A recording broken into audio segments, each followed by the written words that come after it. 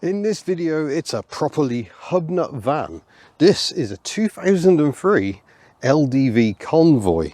It harks back to another era, but I still love it nonetheless. So the LDV story starts with the Sherpa van, although even that's not strictly accurate because the Sherpa itself was a normal control revision of the old Austin J4 van. The rear body is pretty much entirely identical. Sherpa continued in production right through until eventually 2006, but was joined in 1983 by a larger sibling, the Freight-Rover 300 as it was initially called.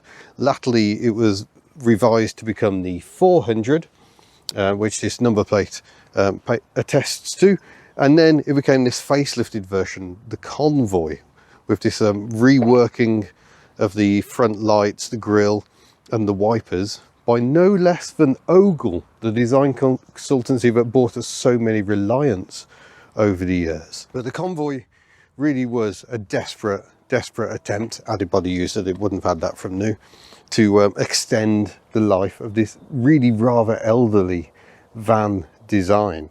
The history just of the companies that built this van is interesting enough. Obviously, British Leyland developed the original Sherpa van, and British Leyland was rather on its knees by the time this 300 larger van came out in 1983. Freight-Rover was part of what was emerging as the Rover group eventually. So Austin Rover built the cars, Land Rover built the 4x4s, Freight-Rover built the vans. It all seems so logical. And production centred on a former Morris factory in Washwood Heath, Birmingham, where I did my college work experience as the Convoy was being developed. So I have a bit of a link to these vehicles. I can't help liking them, despite the fact they are very, very old technology. So old that the front suspension is a beam axle suspended on leaf springs, and I believe it even has kingpins. Probably old. I mean, the back end's also on leaf springs, but you kind of expect that in a commercial vehicle. But by the time these vehicles were being built, most vans had independent front suspension at the very least, and usually coil spring for a much softer ride. So these were lingering on a bit. The Convoy came out in 1996 with orange indicators. 2003 they launched the final facelift with white lenses. I mean, look at the poshness. But, you know, they were trying to compete with Ford's Transit and the Merc Sprinter and vehicles like that, and it was utterly outgunned. Nonetheless, there was a loyal following for these vans. The Royal Mail bought a great number of them, and because they were so ridiculously simple, they were actually very easy to look after. So under the bonnet of this later version is Ford's Duratorq engine used in the equivalent Transit. This one only produces 72 brake horsepower. It's got a tiny little turbo in there somewhere to help it try and generate. Oh, there we go. Look at that. It is so cute. There was a higher 92 brake horsepower version, but you couldn't get the most potent version. But these vans had all manner of engines over the years.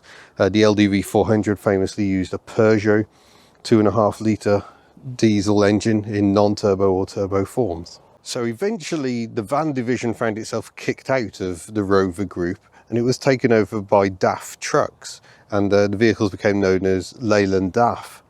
So the trucks and the vans were all produced under one banner. But DAF Trucks wasn't actually very impressed with its latest acquisition, and eventually went bankrupt, and LDV was formed. So LDV, Leyland DAF Vans, it's a continuation, taken over by the management of the company, and it became truly independent. But there was never any money to invest in complete new models, so the best they could do was rejig the styling a bit of what was the very old design, and just hope that loyalty and sheer simplicity would make people want to buy them. Now, the people at LDV were a proud bunch. I remember meeting many of the workers when I did my work experience. Lovely people, full of enthusiasm for what was a flawed design. It was just too elderly, but you could get all manner of versions built at the factory.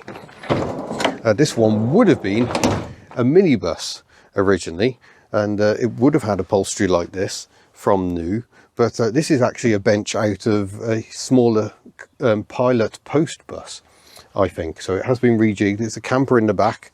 I'm not sure what state it's in the back. Should we go and have a look? Incidentally, this offset window design was one of those facelift items. And I would say that's a very minimalist camper conversion. We've got some extra seats bolted facing backwards and some facing upside down. We've got a little skylight, so and plenty of wax oil to try and stop the thing rusting. You can only do what you can. But the factory would produce loads of different versions. It would build versions for the AA at its factory. It would build minibuses for school use with ABS and lots of bright livery and flashing lights even, just to try and make them a bit safer. And I think they did a cracking job with what they had, which was very little, to be honest. No, it's just too clever for me. There's a little release lever there. There we go. Marvellous. Right, we'll head round to the driver's seat and have a look at what's going on in there. Yeah, it's all a bit plain and austere, but they tried to brighten it up. But you will recognise that door handle is straight out of an Austin Allegro, albeit blue rather than black. And sure enough, when you jump in, the switchgear, even the binnacle is familiar to anyone who's had any sort of Rover from the 1980s. Look at all that. Switchgear, you know, this switchgear, oh, very quiet indicators. Dates from the first facelift of the Austin Maestro, and the Montego and Metro all used that, but not by the time these were built. Metros were long gone, Maestros and Montegos too, but nonetheless the switchgear lives on. This panel was used in many Rovers. I think the 200, 400, possibly the 800 had this panel. The vents also familiar, even used in the Land Rover Discovery. The passenger window winder is a special quick release system, so that's great. But you know, they were doing their best, people. It was a struggle to keep that company going, and they did, to their credit.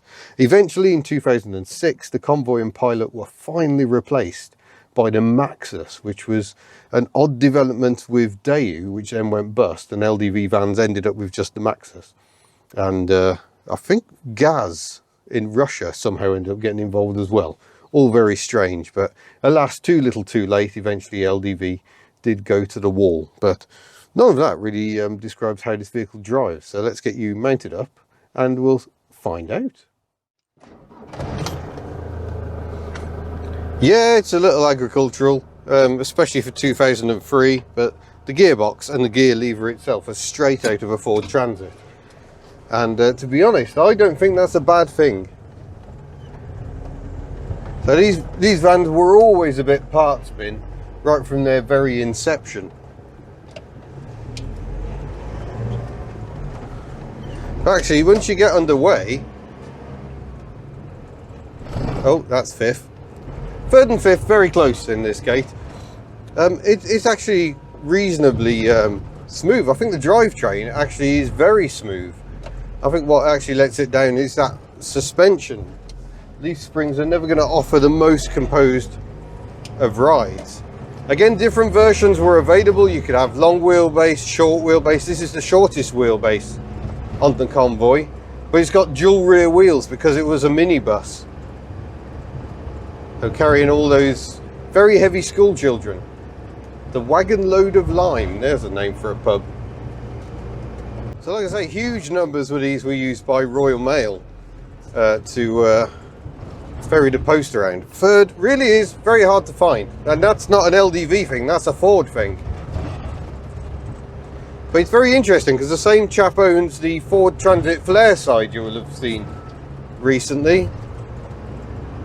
And it is interesting to jump from one to the other. This is actually much nicer to drive. I don't know if that's a reflection on issues the Transit has developed or if this is genuine progress, because the engine and gearbox are from the next generation Transit.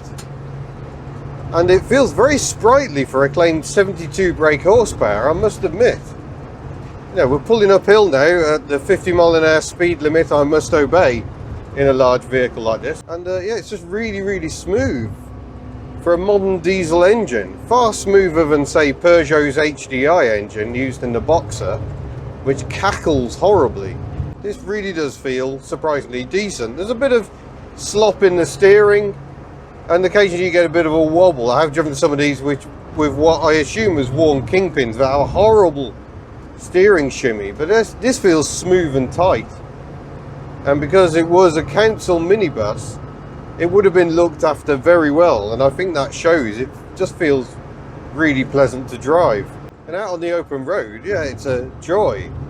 Around town on more broken terrain, perhaps not quite so much. Change gear as soon as you're moving. And the ratios work really nicely together as well. It always seems to be in the perfect place for the next gear, if you know what I mean. But yeah, now we're shake, rattling and rolling a bit. You can hear that this is not the most refined package. Lovely engine.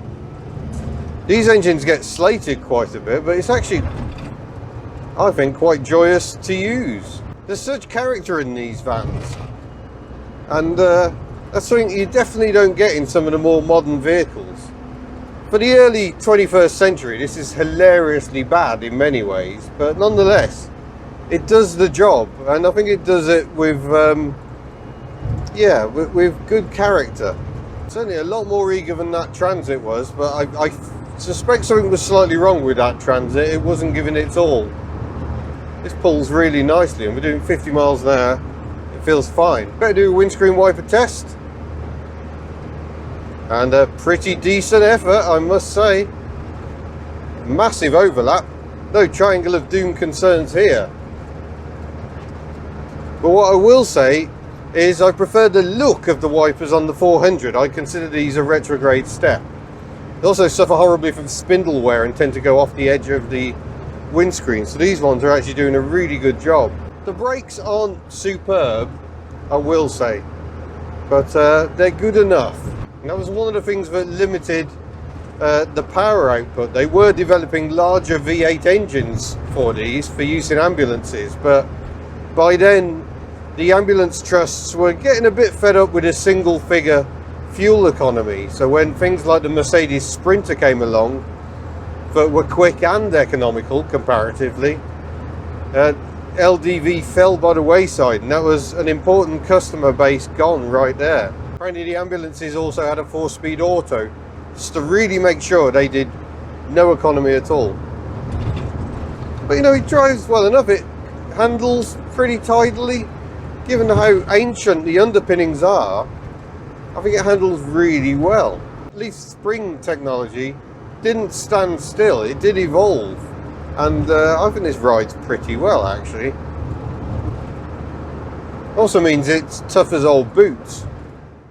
So there we have the LDV Convoy. It isn't one of the best vans ever made, but I just find them charming. They want to do so well. It's strange how the character of them shines through. It's ancient technology, but allied to some very decent Ford running gear, it actually makes for an intriguing proposition.